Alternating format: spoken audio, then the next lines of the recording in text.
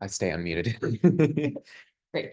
Hi, good morning, everyone. Thank you for being here. I'm Rebecca Wright, Director, Chair of Computer Science at Barnard, and we're really excited to have today with us for our computer science seminar, Willie Payne, who is an assistant professor in the School of Information and Library Sciences at the University of North Carolina at Chapel Hill, working in the area of human-computer interaction. He uses participatory methods to co-design and deploy creative technologies with community partners, and has received multiple awards for his work, including a Best Paper Award at Web for All and an honorable mention at CHI, as well as serving as the conference proceeding co-chair at Assets.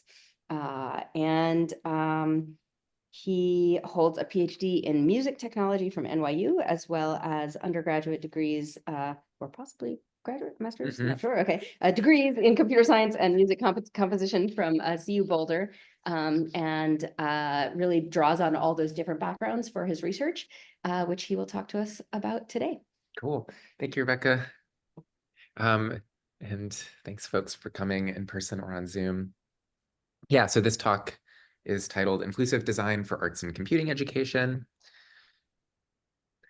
I'm not sure that's working. I can largely bypass this slide, but I go by Willie. I use he, him pronouns. And as Rebecca mentioned, I have this kind of mix of music and computer science degrees. And I was a concurrent bachelor master's in computer science, so I have that best. And on the photo of me on the right on the screen is with my community partner, the Phil, that I'm going to share a bit about today. And this is us, a middle school student and I eating pizza before a performance. He's about to kill it on drum set. So I first wanted to unpack my title.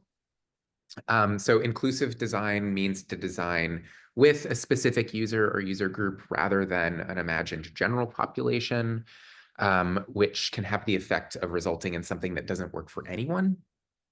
I use participatory methods across my work.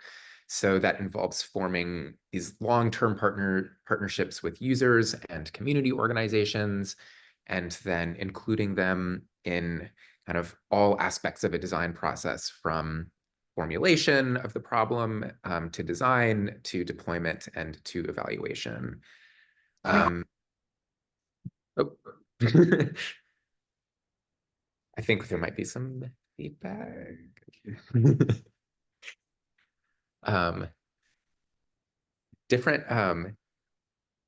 Different story, but I partnered with a composer who defended his DMA during COVID, and we composed a piece to intentionally utilize Zoom feedback through this browser website that I made.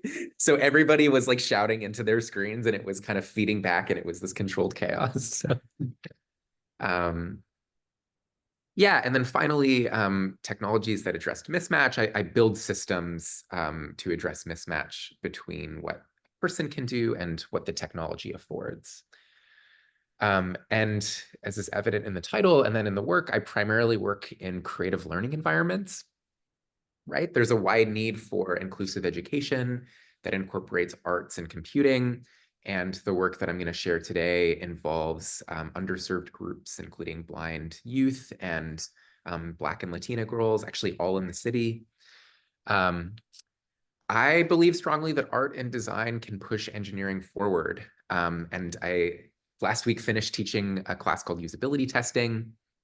And it's not enough for a creative system, for a musical system to just be usable, right? Like, it has to be expressive. It has to operate under these rigorous conditions, like strict timing.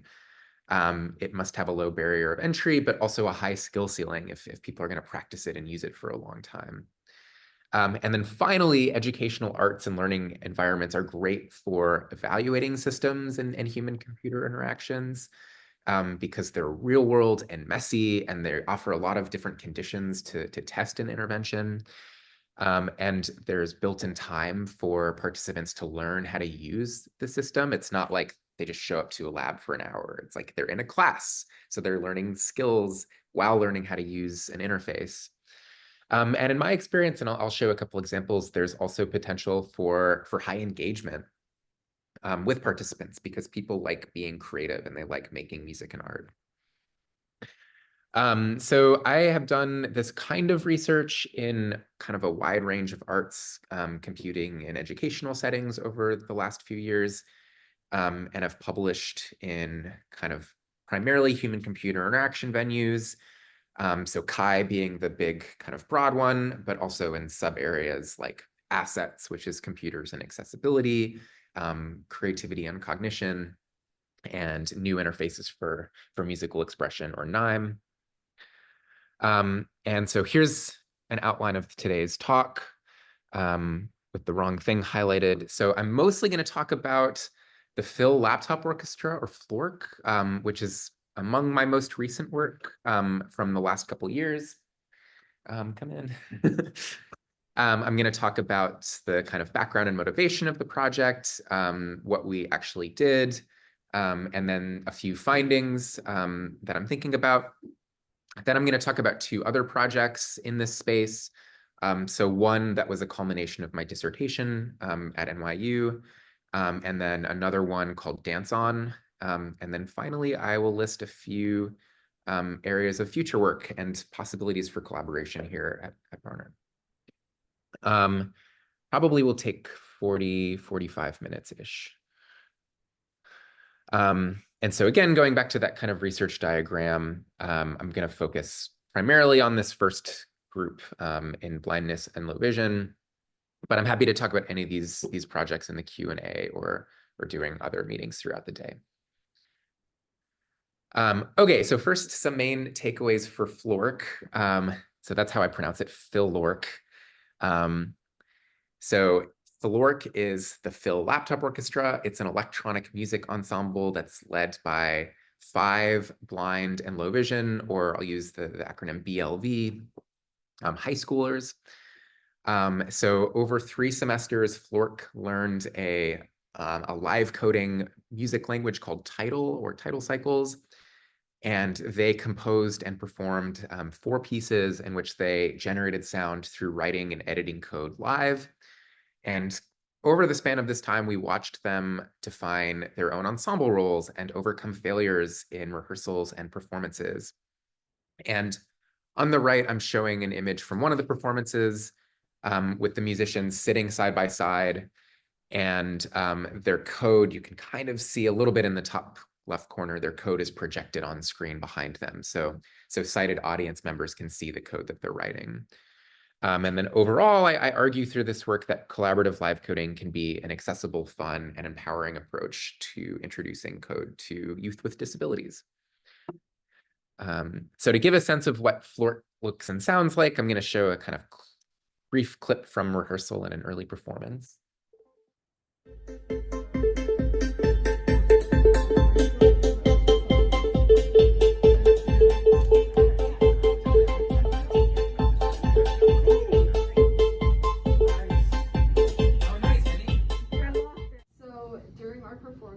We coordinated it such that we would all start gradually in a certain order and then gradually add more and more effects to our patterns. So by the end, they were sounding pretty mangled, as you can hear. And then we also engineered a fade out in reverse order, kind of taking it full circle. Let's take a stab at this. Why not?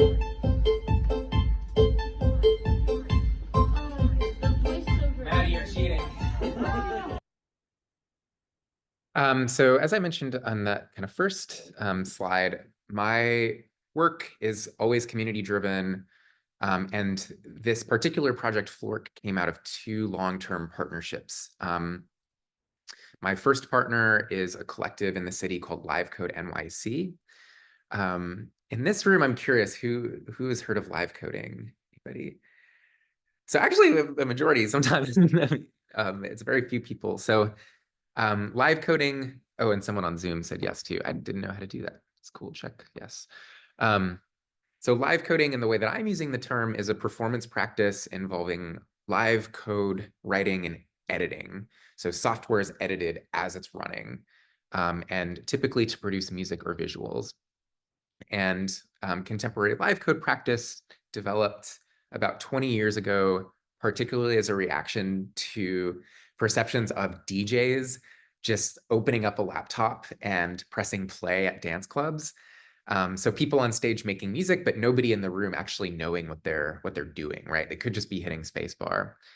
And so instead of using a laptop to obscure gestures, live coders sought to expose the operation of the computer as like a core focus of the performance by projecting performers' screens, especially at dance events called algoraves, which is a combination of algorithm and rave.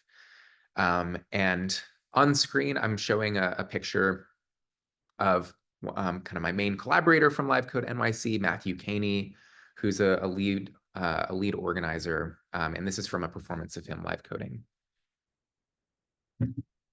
And my second partnership, as I alluded to from the earlier slide, is with the Philemon M. D'Agostino Greenberg Music School, which is this one-of-a-kind music school in the US. They operate out of 92 NY on the Upper East Side, and they teach Western music, braille notation, music ensembles, and music production to blind and low vision learners of all skill levels and ages. So they have six-year-olds, all the way up to 70 and 80-year-olds who have been at the school for a long time. And I began working with this school beginning in 2019. First as a volunteer, I transcribed music for them. I set up their drum kit. And over time, I developed trust with the school. And there became this opportunity to form a new ensemble, and that there was this group of 5 kids who had been together for a long time. They were interested in popular music and experimental music. I drew from some of my research background in this partnership with LiveCode NYC, and we proposed a laptop ensemble. And so that's how Flork came to be. It really emerged organically out of the kind of interests of the people in the room.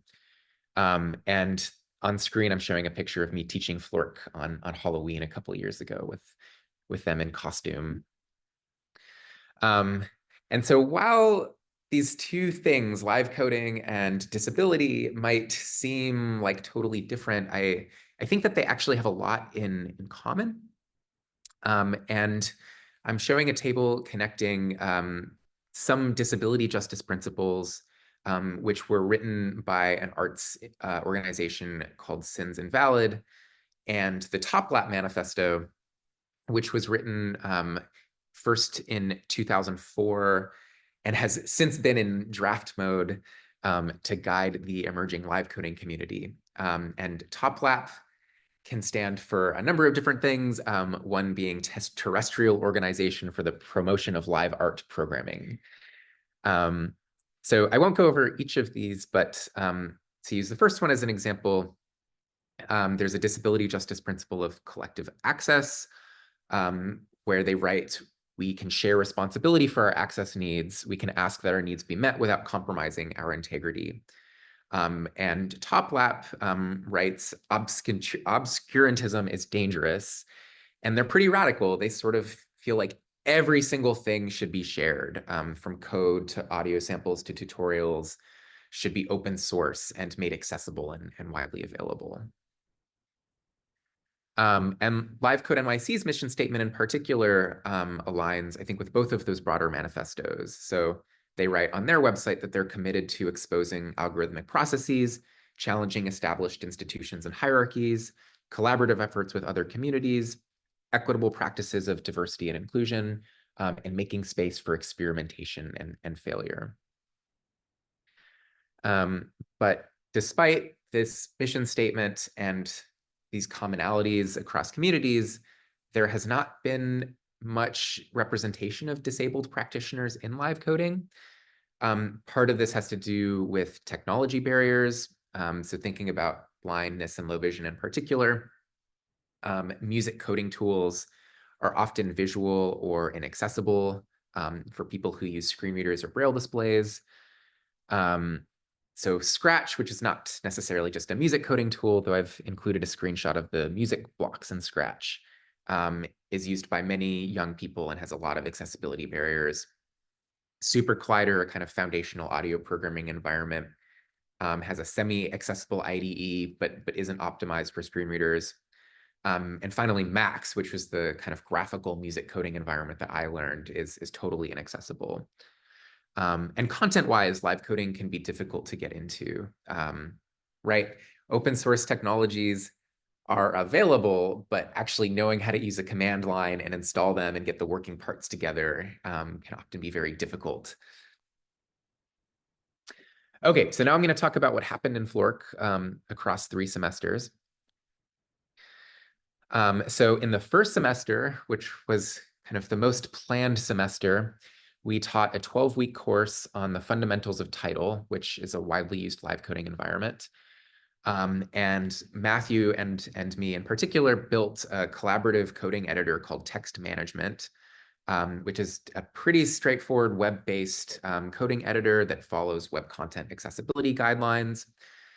And we figured out a sort of setup where one computer is routing audio, but each individual learner is hearing audio from their individual computers. So for the learners who use screen readers, which speak the contents of their screen, they can still hear what's happening. We also created a bunch of supplementary kind of specialized materials. So that includes tactile graphics or raised line prints, which you can actually feel the images on the paper, and large print and Braille handouts. And in these 2 images on screen, I'm showing the learners scattered around a table with their devices and some of the handouts. And then below that, a few tactile graphics and a large print kind of cheat sheet with some syntax. And then in the second and third semesters, we left things much more open-ended, not like other laptop ensembles with composer performers. So in the second semester, we prepared a little bit of content around melodies and manipulating audio samples, and we tasked them with composing a piece to utilize each concept.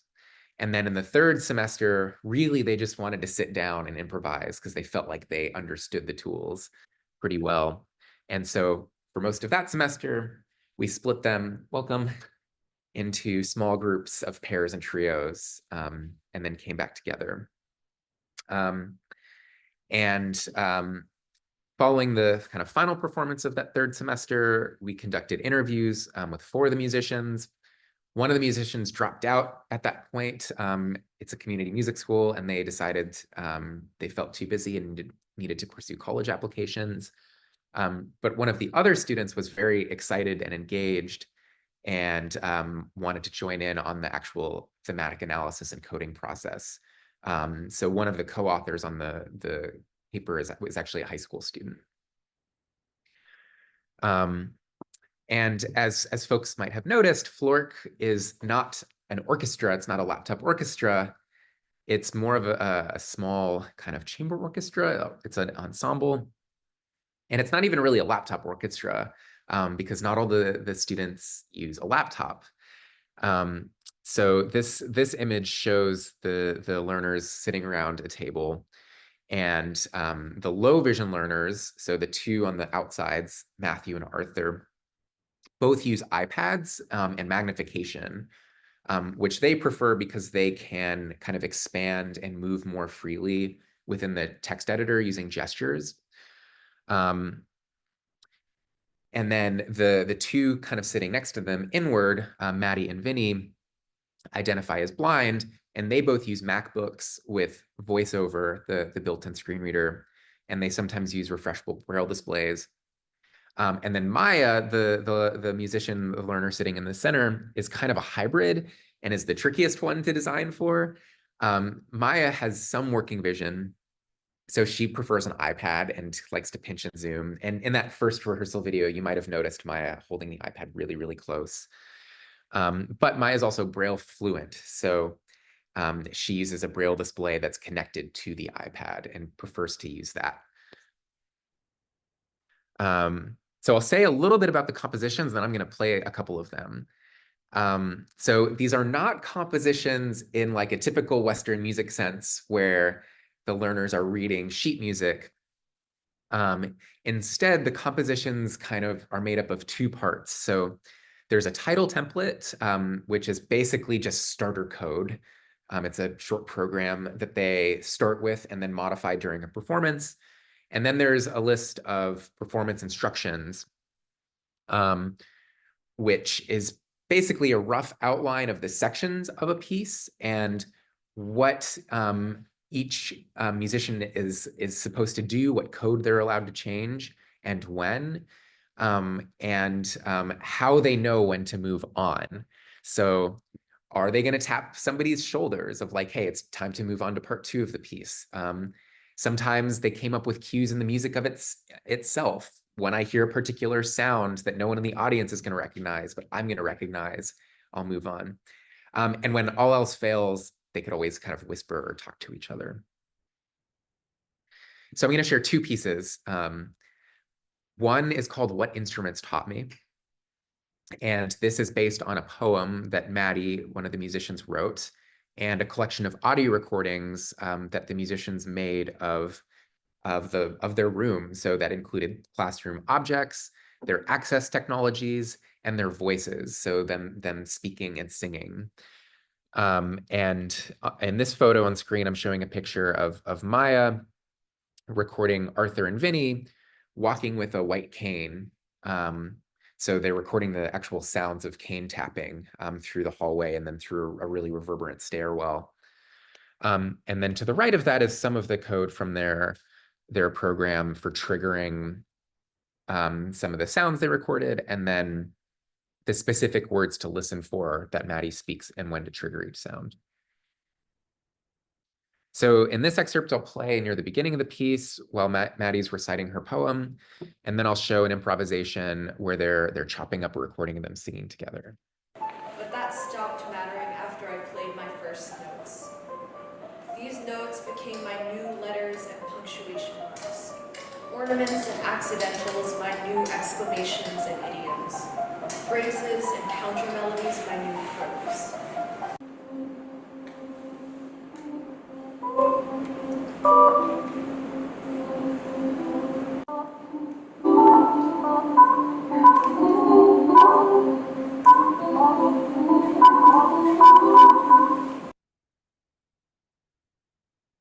Oh, I think I heard a little feedback. That was cool. So another piece that they wrote, BD, is in sharp contrast to that one. So instead of using a lot of original audio samples, they used a single stock sample of a kick drum. So in a drum set, when you kick the floor drum, called BD. At the first half of the piece, they start with a simple 4 on the floor pattern that gets increasingly complex. And they alter that sample to sound like other drums. And then in the second half of the piece, they play it so fast that it becomes a long tone that they use to form harmonies and melodies.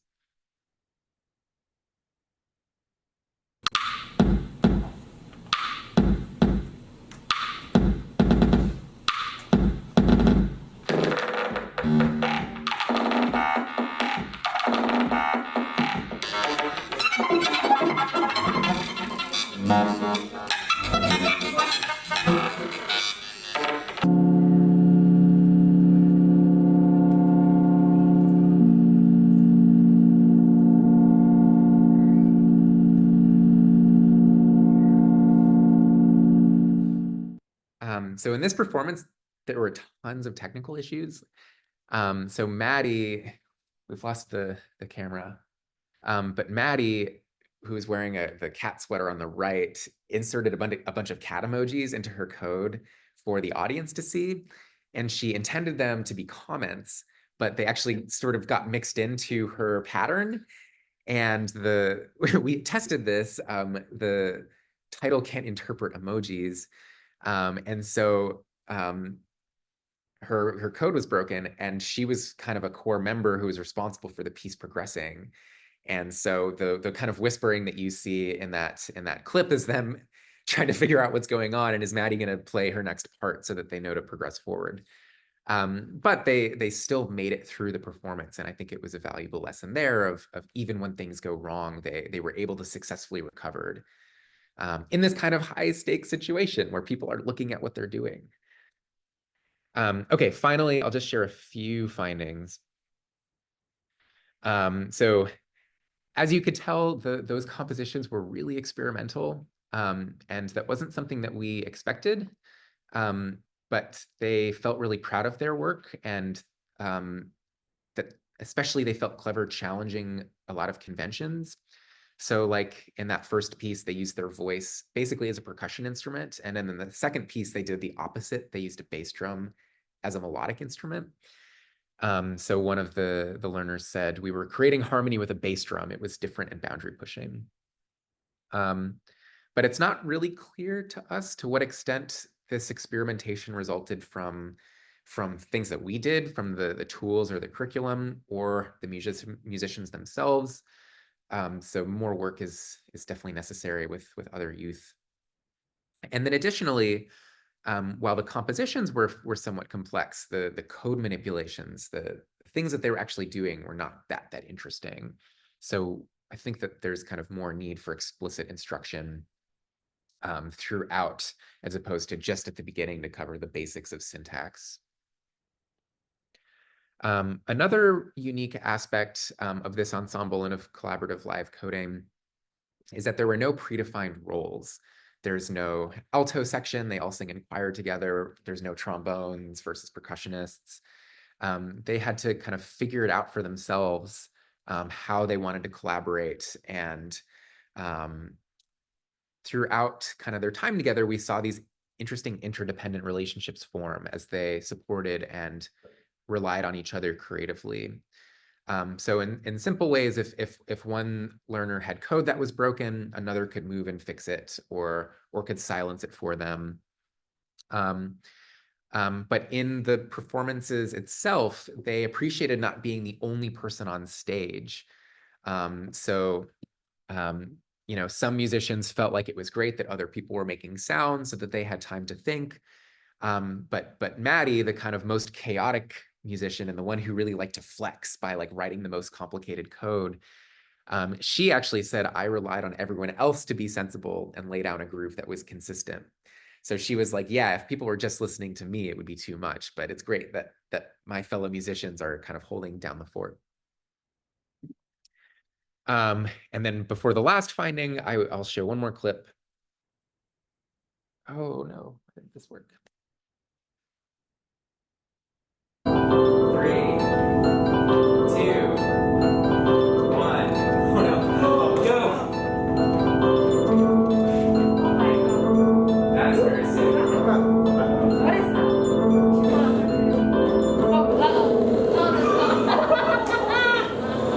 that? Oh, what was that? Who's doing this? This is great. Who's doing this? What was it?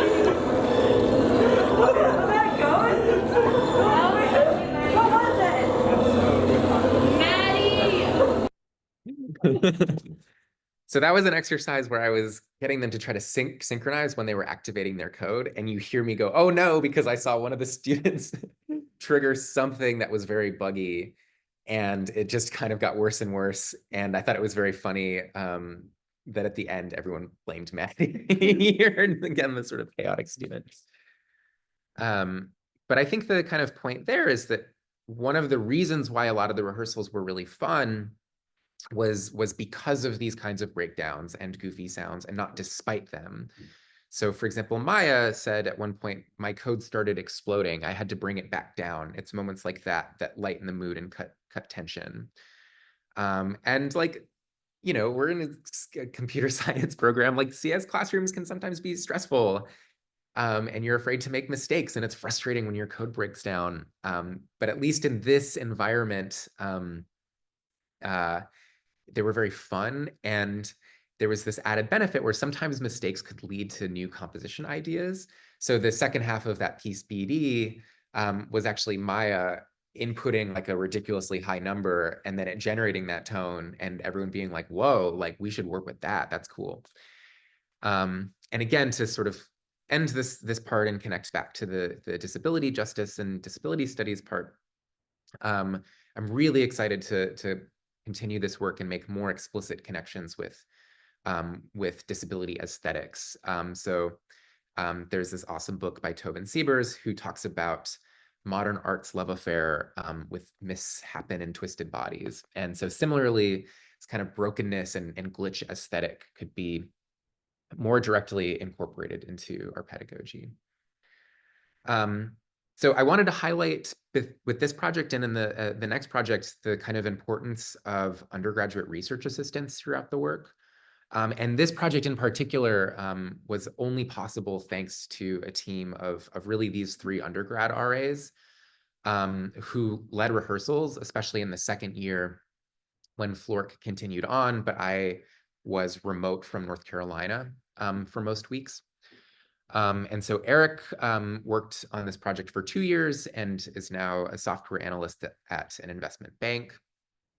Shinran, who kind of composed actually another piece that they performed that I didn't show, is now a UX designer at Tesla.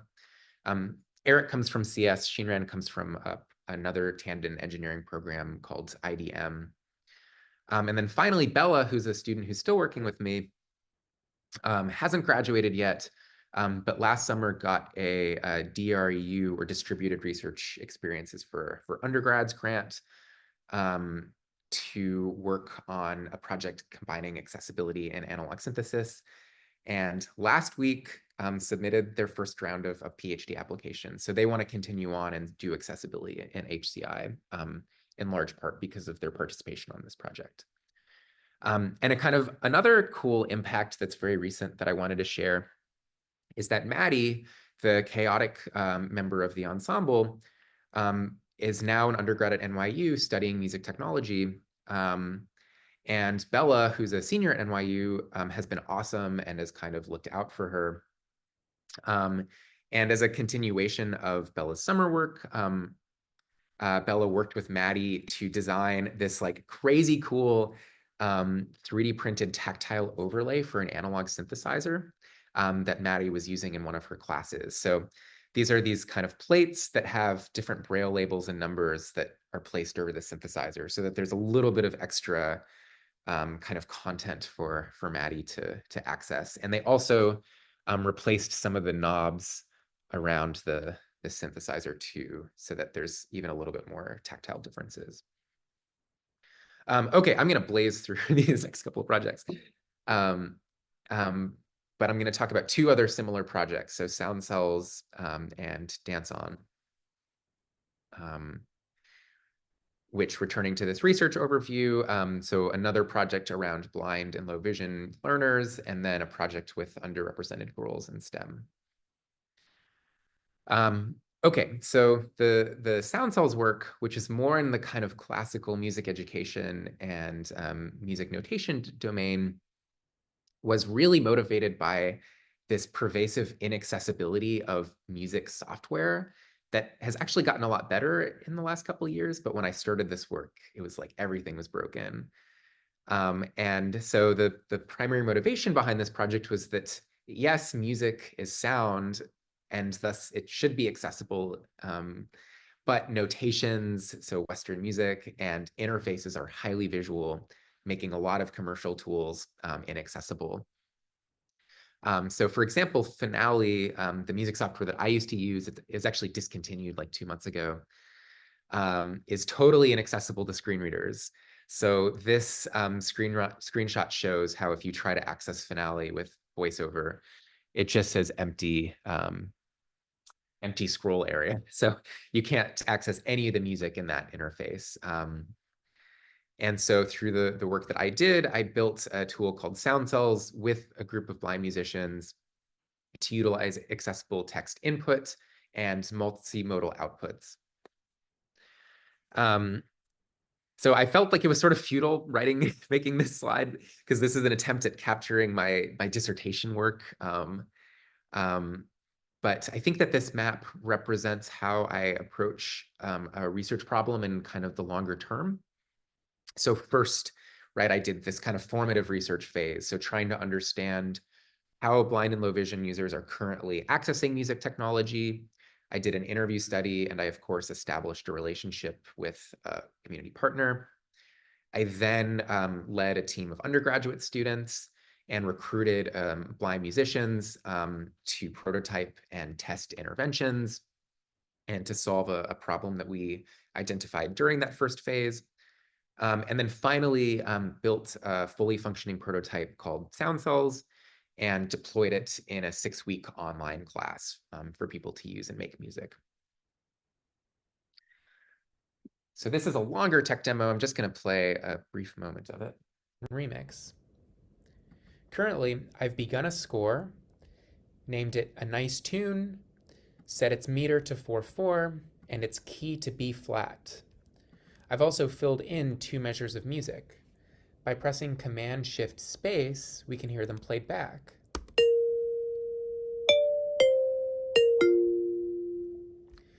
Great.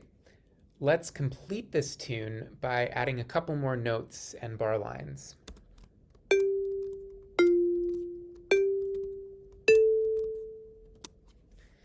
Each of the letters I just typed, G, F, G, A.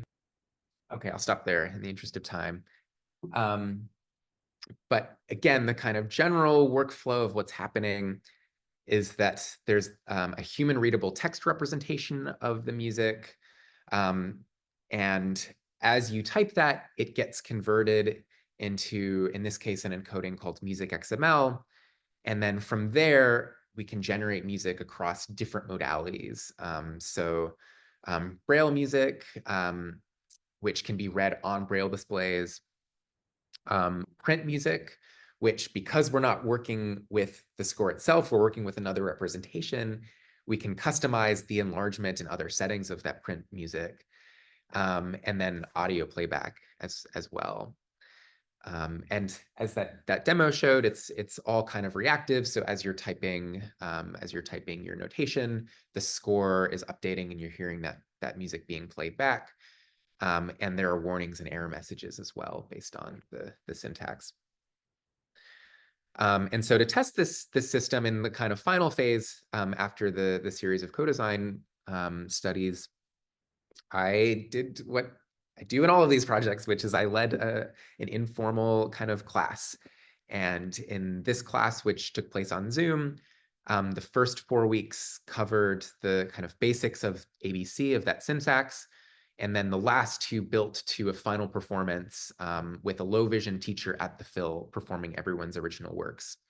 And so participants worked independently on weekly challenges and shared their notation on a public website. And then we conducted interviews 3 times across the study. And just a quick thing to highlight again is, like Flork, there's a wide range of visionability and assistive technologies. And so this ranged from people using screen readers to people using magnification.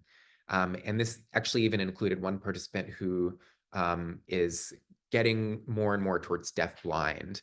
And so who didn't even use the interface with sound, but just used it with a Braille display. So I'll highlight another composition. Is this gonna let me play? No.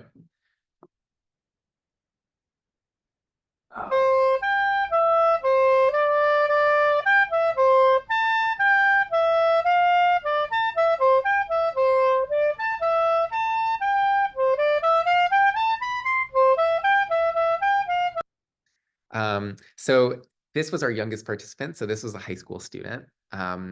And not only was Sound Cells the first music software she ever used, this was her first time composing anything. So that was very cool. And I'm showing on screen her ABC notation, the print score, and then finally the Braille representation. And reflecting on the piece, she said, I was like, that sounds really good, but wow, I didn't give him time to breathe. So you'll notice if you're looking at the score, there's no rests. So the saxophonist had nowhere to breathe. But there was high engagement across participants. And again, as I mentioned at the beginning, I think that there was high engagement because there were these opportunities for self-expression. And there was a final performance, so it felt authentic, but it was internal, so the stakes weren't too high. And this is a piece that I think is fun to share by someone who actually has a degree in composition, so he's very experienced. But this piece had these meters that were so complex, you couldn't actually fit a single measure on a 40-cell line of Braille. So it broke our converter and required a quick patch to get this to work, this kind of crazy 5/2 time signature. I'm going to skip this slide, but I'm happy to talk about kind of usability challenges, because that was very fun around typing music with a keyboard and using syntax instead of a piano. There were a lot of kind of unexpected things. And this project, again, had a lot of undergraduate research support and involvement through a program that's at NYU and other universities called Vertically Integrated Projects, or VIP, which is basically a way for students to get credit for working on a professor's research project, in my case, a grad student's research project. And so this team of students, mostly from Tandon, but also from elsewhere, contributed to programming the first version of Sound Cells, to the design of its interface, and to analyzing the interview data that we collected. And Fabiha, who is a student who worked with me for 3.5 years, so the majority of her undergrad, led the design of that first prototype, was the first author on an assets poster, and then presented her work at the Tandon Engineering Expo and won 3rd place, which was very exciting. And I'm showing a picture of her on screen with the guy who heads VIP at NYU and the dean at the time at Tandon. And Fabiha is now a software engineer at Capital One. Okay, so my final project. I should be able to finish up around 50 after. That's okay. And this one I'm just going to demo and go over it very quickly. So this is a project called Dance On, which stands for Dance Object Notation. And I wanted to share this project both as kind of a case where we didn't do as much formative research, and also as a case with a different population than blind and low vision people.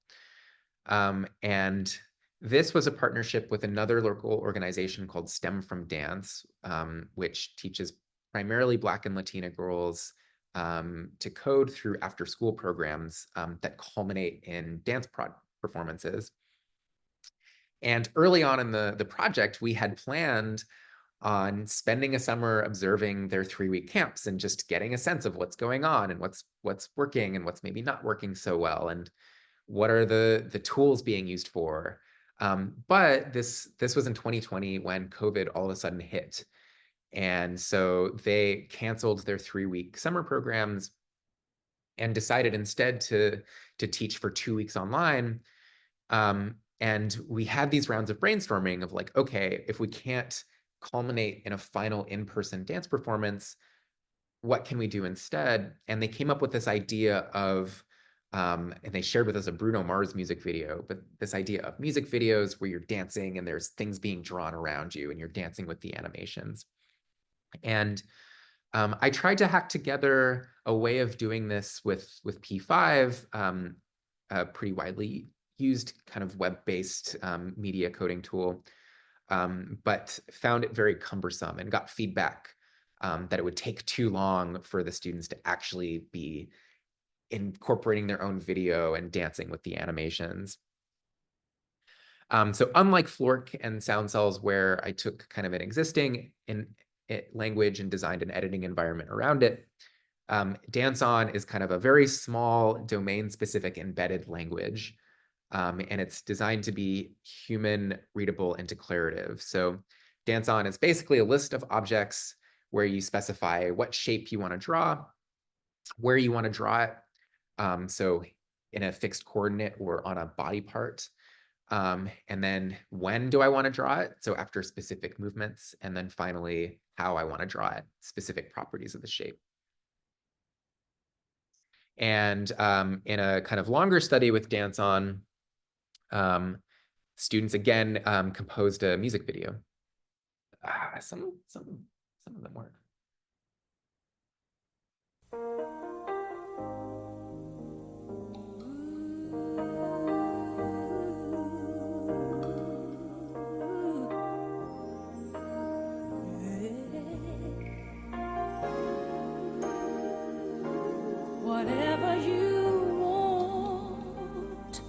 whatever you need, anything you want done, baby, I'll do it naturally. 'Cause I'm every woman, it's all in me.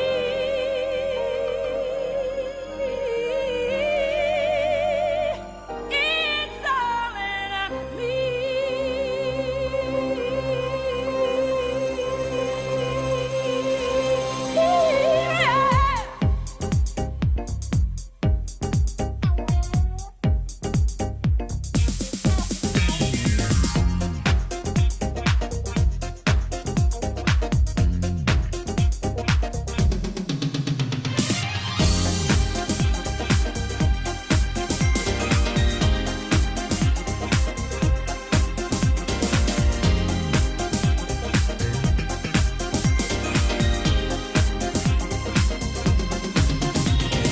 I'm every woman, it's all in me.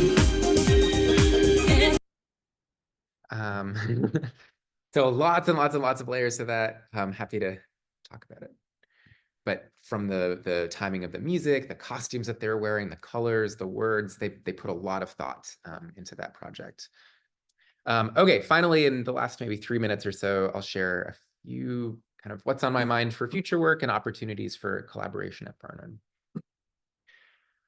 So kind of my first future research area is around disability-centered STEAM learning. So Flork's long-term engagement over 4 semesters is promising for exploring collaborative live coding in informal learning environments. And I think that elements of their work and practice can be understood through a disability studies lens. So some of the things that we talked about in terms of their interdependence and their use of their access technologies as music material. But when we formed Flork, like we really didn't know how things were going to go, if they were going to do it for 1 semester and not like it. And a lot of success kind of depended on that group of students and my team responding to their interests. So it's not clear how replicable it is. So the kind of goal is, instead of applying duct tape to fix kind of existing inaccessible tools, I envision designing informal learning environments with disability justice and aesthetics kind of as the core. And doing so means partnering with my collaborators in New York, but with teachers of visually impaired, with live coders and musicians with disabilities. I'm currently working on an NSF Advancing Informal STEM Learning grant, kind of with this vision. So a second research area is around live coding in particular. So live coders, I think, started out as very local, but now, especially during COVID, there are these big online communities of people sharing tips and resources and even streaming performances. And on screen, I'm showing a screenshot of 2 live coding forums, Title Club and InThread. And so with this project, I'm interested in studying how live coders collectively design tools, perform and share resources and feedback, and to understand kind of what kinds of informal learning are happening online and ways that we can support them. And as kind of an early start to this work, I did an analysis, Bella was a collaborator on that project as well, of the topics on both of these communities that I'll be presenting in about a month. And then finally, I think everybody is interested in this topic area, and so I had to put something down, is around creative learning with AI. But I just wanted to highlight some things that we noticed with DanceOn, which similarly with Flork, there were instances when things would break down and opportunities to use that as interesting learning opportunities. So in these examples on screen, the pose detection system is making mistakes. It's thinking a sleeve is an arm. It's thinking a print of a face is an actual face. And we talked about some of these things and thinking about limitations of systems and strategies to either improve or to manipulate them. And also built in some curriculum around connecting pose detection with other AI systems like facial recognition and speech detection. And so, yes, so the agenda with this project, where I think there's already exciting work here happening, is around exploring how AI systems can be incorporated into high school education and how they can complement human creativity. And I think I'll stop there. So there's about 7 minutes for questions. But thank you all for your attention. Questions in the room, we can take questions on Zoom. So those of you on Zoom, if you have questions on Zoom, you can raise your hand and we can call on you, sorry. You're good. Or you can unmute and state your question, or you can type something in the chat and we'll read it as well. I'll keep an eye on the chat for you. Tiff, yeah.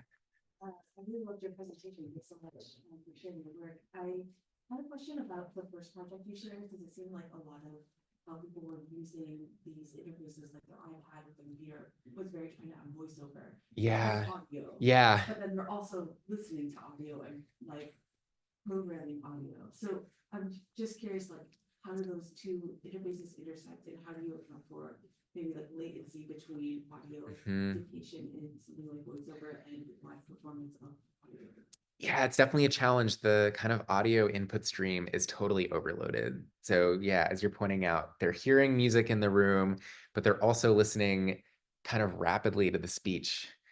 And then they're also kind of reading the score sometimes through the audio too, again, because they're listening to cues in the music. I think so. Two responses. I think Maddie and Vinny are already attuned to be able to do that.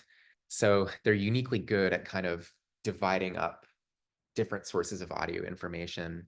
But that's still kind of a cop-out answer. One reason they were having to do that was because we were running into glitches with VoiceOver and Braille displays and web browsers. So I think one solution is to improve that, so that at least you can be getting in information tactily by reading in the Braille and then dividing that from the audio. But they were kind of extra reliant on VoiceOver because sometimes basically the connection to the Braille display would break down. And that's unfortunately just something that's really common in assistive technologies and with these accessibility APIs, is they're janky. I think the other thing too to kind of explore is other types of like haptics and other ways of sharing information amongst themselves. My colleague Leon, who does work in a similar space, is defending his dissertation on Wednesday at Carleton University. And he's been doing this work with teachers of the visually impaired and haptics in kind of more traditional learning environments, but like a kid playing a piano and a teacher having access to a vibrating motor on their ankle or something, and being able to use that to signal like the tempo. And but yes, audio stream is overloaded. It was challenging. Yeah, other questions? Seeing them on Zoom as well. We'll conclude there. Thank you. Oh, again. awesome. Yay, thank you all. Share.